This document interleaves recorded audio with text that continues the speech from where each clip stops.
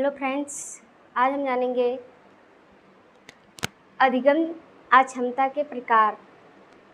अधिगम अक्षमता क्या होता है?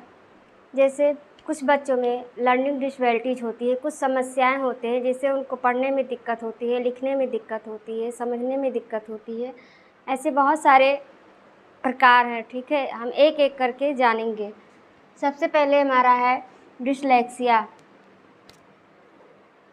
इसको हिंदी में पढ़ें या इंग्लिश में पढ़ें, बात एक ही है। चाहे हिंदी में आप इसको मतलब देख लीजिए या इंग्लिश में देख लीजिए, पढ़ना एक ही है। जैसे हम इंग्लिश में डिसलेक्सिया पढ़ते हैं, वैसे हिंदी में डिसलेक्सिया पढ़ते हैं, ठीक है। डिसलेक्सिया क्या होता है? जैसे पठन संबंधित डिसलेक्सिया की बात करें तो इसमें पठन संबंधित विकार होता है। इसमें क्या होता है कि बच्चा पढ़ता है और बीच बीच में क्या करता है, उच्चारण में गलतियाँ करता है, तो पठन संबंधित विकार होता है, ठीक है। अगर वो पढ़ता गलत ही है तो हो सकता है वो लिखेगा भी गलत, क्योंकि जब जो पढ़ ही नहीं पाता है ढंग से, वो लिख कैसे पाएगा। तो इसमें क्या होता है कि बी और डी में डिफरेंस नहीं कर पाता है। और क्या हुआ, 6 हो गया, 9 हो गया, जैसे इन दोनों में क्या हो जाता है कि वो डिफरेंस नहीं कर पाता है, भिन्नता नहीं जान पाता है कि ये वी है या डी है, 6 है या 9 है, ठीक है। तो जब वो पढ़ता ही गलत है तो हो सकता है उसके लेखन में भी क्या हो, गलतियाँ हो, त्रुटियाँ हो, ठीक है। इसी को हम क्या कहते हैं, डिसलेक्सिया कहते हैं, ठीक है। अगला हमारा है अफेजिया। अफेजिया की बात करें तो इसमें भाषा एवं समझ में कठिनाई होती है। होता है कि बच्चा अपनी भाषा से या बोल के मौखिक रूप से किसी दूसरे के सामने क्या होता है, अभिव्यक्त नहीं कर पाता है। इसी को हम अफेजिया कहते हैं, ठीक है।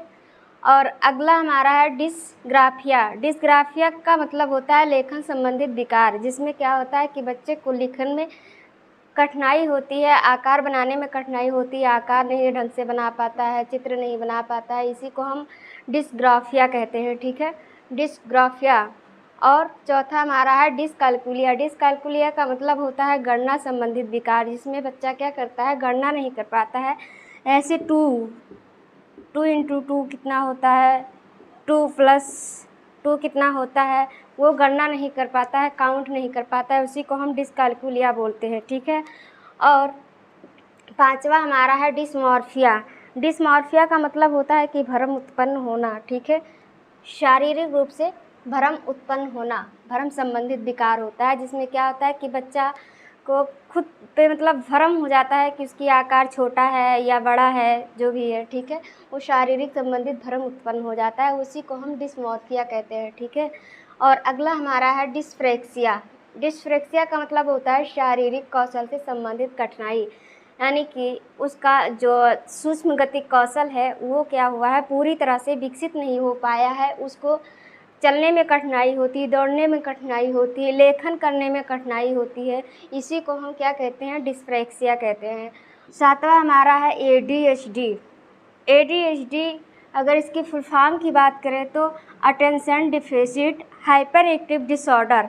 क्या होता है कि इसमें ना बच्चा किसी भी बात को लेकर कर बहुत ज़्यादा क्या हो जाता है, हाइपर एक्टिव हो जाता है, यानी आवेगशील हो जाता है। अपना जो ध्यान है वो एक जगह पर बहुत देर तक ठहर नहीं सकता, क्योंकि इतना ज़्यादा आवेगशील हो जाता है बच्चा किसी बात को लेकर के कि वो अपने आप को कंट्रोल नहीं कर पाता। इसी को हम ADHD कहते हैं, ठीक है। अगर ये सारी चीज़ें आपको समझ में आई होगी तो आप मेरे वीडियो को लाइक और शेयर कर सकते हैं, सब्सक्राइब भी करना। आज के लिए इतना ही, मिलते हैं नेक्स्ट वीडियो में। Thank you.